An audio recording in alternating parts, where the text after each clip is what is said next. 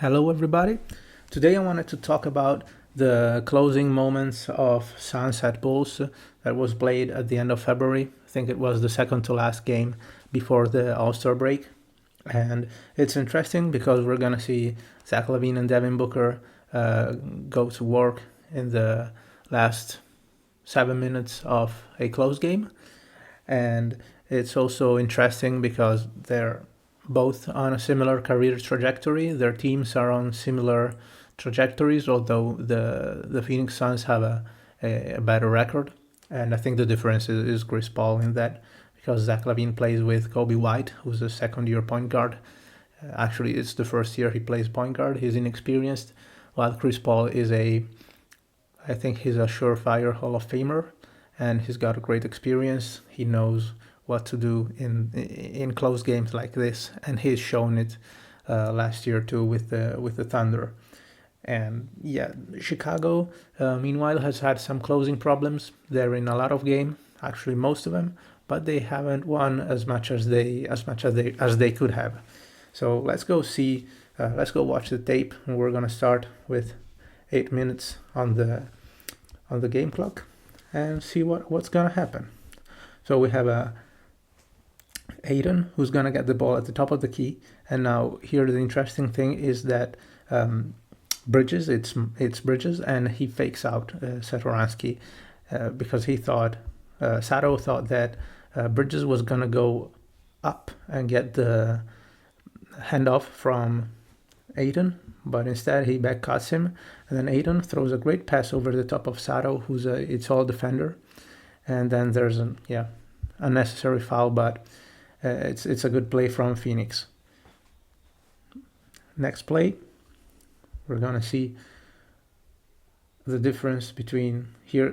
Kobe shows all of his inexperience because he does a good thing. He draws Aiden and probes him and forces the switch. But then you gotta put the body on him because he's so tall and he's long and he's athletic and he's big. If you don't put the body on him on the drive, you're gonna get the ball swatted out of bounds, which is what happened. You gotta put the body on him, and that way you're gonna get a foul or get separation and have a chance to score. But what Kobe did was not enough. That's all experience actually, and he'll get better at that. Now here, this is a funny play because I get what Chris Paul thought. Sometimes when you play and you play against a tall guy, you go up to like shoot it, and the guy in front of you just never ends, and you're like, dude, how tall are you? I mean, you're gonna end sometimes. And then Chris Paul realized he couldn't get the shot off, and he tried to throw the ball back in the corner, but Bridges was not there anymore, so it's a turnover, which is uncharacteristic for Chris Paul. Now this is a good shot. Nothing to say about that. That's a pick and pop with Cornet, who had hit 3 in a row, and he just airballs this one. Bridges can't contest all that well because Cornet is too tall. He just misses the shot. On the other side, then look, this is the difference. Chris Paul attacks Cornet and draws him, and then allows the play to develop. Aiden rolls, and after Aiden has gotten to his spot, then Chris Paul feeds him the ball. You see, he keeps the dribble alive, and then Aiden has a nice, sweet fade away from that area, and he scores. That's a nice play. Now again, this is a forced pass by Kobe White. Just let the play develop, because it's clear that the play wasn't designed to have LaVine get the ball like in the middle of 3 defenders who are going away from the basket. That's obvious. And Kobe wasn't patient here because he saw Bridges that was trailing a bit, and he tried to like force the play, but that was not the smart thing to do. And again, it's experience, and he's gonna learn. And here we see Chris Paul getting into his office at the elbow. He just attacks Cornet. He gets him to backpedal, and he just rises up and gets the easy mid-range jumper over Kobe White and Luke Cornet. Here we've got Cornet, who goes to a handoff with to LaVine, and this play is actually very interesting. We're going to see that there's a nice break from the Suns right after, but we're going to focus on what LaVine could have done better here, because he had two options. It was really, he did the only wrong thing he could do. Now we're going to pause it right here, and you see that ball needs to be thrown towards the rim, so it's got to be high, because Chris Paul is coming, he's rotating baseline, and Kornet is very tall. You throw that ball up top, nobody's gonna go get it from Luke Kornet. The only one who could is Ayton, but Ayton is guarding the ball right now. So you either do that, or you see Chris Paul rotating, you gotta throw that ball to the corner to Garrett Temple. And the only thing you can do is throw the ball to the roller and throw it low. And what happened is that Bridges put a hand on the ball, and then it's a turnover. And then the Suns were very good. I mean, it's a basic 2-on-1 break, and Cam Johnson gets the easy basket, and the Suns are on top for the first time in the fourth quarter. Now this is better. This is good from Zach LaVine. He gets the ISO. He's got a quarter of the court to himself. He just blows by Devin Booker, and then there's help. But nobody puts a body on Kornet because Ayton is going to guard Kobe White at the top of the key. Here, Booker shows his lack of experience. He was impatient. There's no need to run through the traffic like that. It's 1-on-2. It's not a good idea. But then on the sideline out of bounds, baseline out of bounds, the Bulls can't allow that to happen. And that's Chris Paul being a savvy veteran. Because the rule is, if you screen well, then you're going to be open. And Chris Paul knows that. And so when Ayton sets a good screen, Chris Paul is patient, and he lets the play develop. And he goes to Ayton with the nice, easy elbow jumper. So that's smart. And if you screen well, you're going to be open. That's one of the basic rules of basketball. On this side of the floor, instead, we see Zach is trying to be patient and read the defense. He just happens to, dribble on his foot, I think, if I'm not mistaken. But you see, he tries to see what the defense does, and then everything is closed. And I believe he wanted to go back to the closer to the rim and attack Bridges, but he ended up mishandling the ball. And again, here we see that Devin Booker isn't being patient. He goes once again on a 1-on-2. He hasn't got the numbers on the break, so why does he have to do that? Pull it back out and play. Here Zach reads the pick and roll very well. He reads Ayton's position very well and just pops up and scores over him. Ayton wasn't high up enough at the level of the screen, maybe by design, but that's not great defense against a player like Zach LaVine. And then we see Chris Paul again getting to his spot. He's a veteran player. He knows where he wants to get, and that is that elbow and his money from that position. So nothing to say about that. That's a great play. And we see, okay, this is interesting. This is interesting because there's a few things that can be said about this.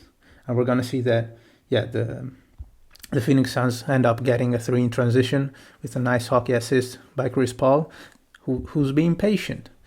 He wasn't like Kobe or Devin Booker. He's being patient. He made the simple play, which opened up a 3-pointer. So that's the difference. That's the whole difference. And now we're going to pause the play right here. And we're going to see that Devin Booker makes a great rotation because he's outside of the circle, and he jumps up straight to contest Zach LaVine.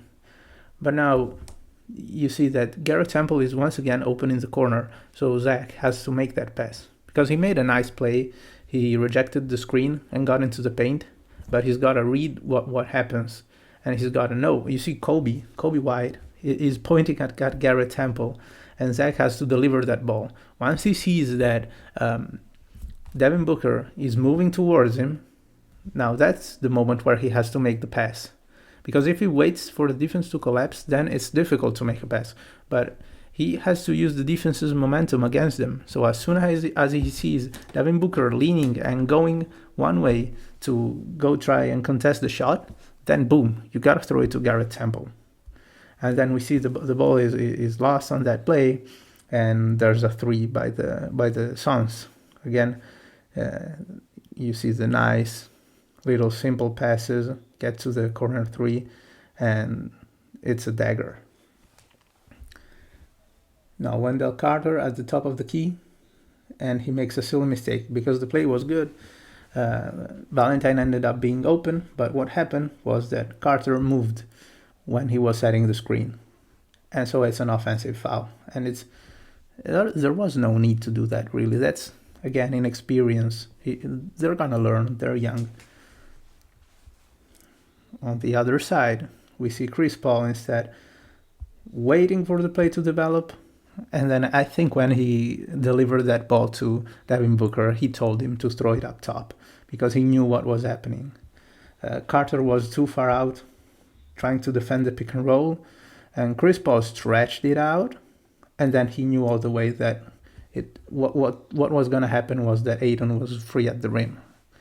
And Devin Booker delivered a nice pass, and it was an easy basket again. We see Kobe White operating, and what the Bulls are trying to do here is they're trying to post up Thad Young, I believe. But Zach LaVine makes another silly mistake, an offensive foul. There was no need to do that. Thad Young had a mismatch anyway. So it was useless to try and force that. You just run the play and let Thad go to work in the low post.